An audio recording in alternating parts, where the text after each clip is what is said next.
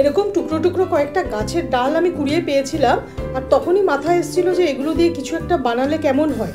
চলুন দেখে নেওয়া যাক।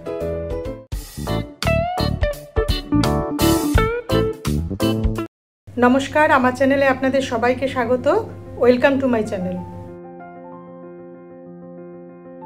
এটা কিন্তু আমার একটা অনেক পুরনো ভিডিও, তো সেটাকে আমি একটু এডিট করে আর ভয়েস ওভার দিয়ে আপনাদের সাথে আজ শেয়ার করছি। প্রথমে আমি এই গাছের ডালগুলোকে ভালো করে মুছে নিচ্ছি।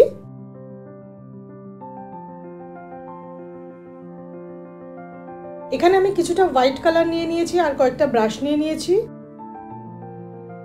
প্রথমে হোয়াইট অ্যাক্রিলিক কালার দিয়ে আমি সবকটাতে একটা বেস কোট দিয়ে নেব, তারপর কালারটাকে খুব ভালো করে শুকিয়ে নেব।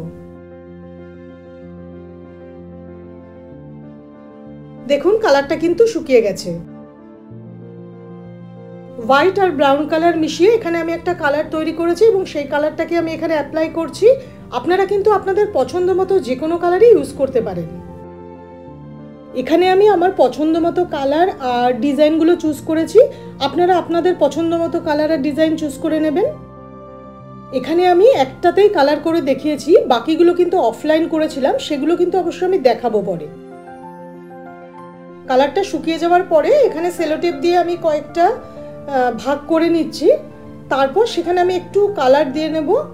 এটা জাস্ট একটা ডিজাইন তৈরি করছি। এই ধরনের ভিডিও দেখতে যদি আপনারা ভালোবাসেন তাহলে আমার চ্যানেলটিকে কিন্তু অবশ্যই সাবস্ক্রাইব করে রাখবেন, আর ভিডিও দেখে ভালো লাগলে লাইক কমেন্ট শেয়ার করবেন। ভিডিও নোটিফিকেশনের জন্য বেল আইকনটা প্রেস করতে কিন্তু ভুলবেন না। এরপর সেলোটেপগুলোকে আমি রিমুভ করে নিচ্ছি।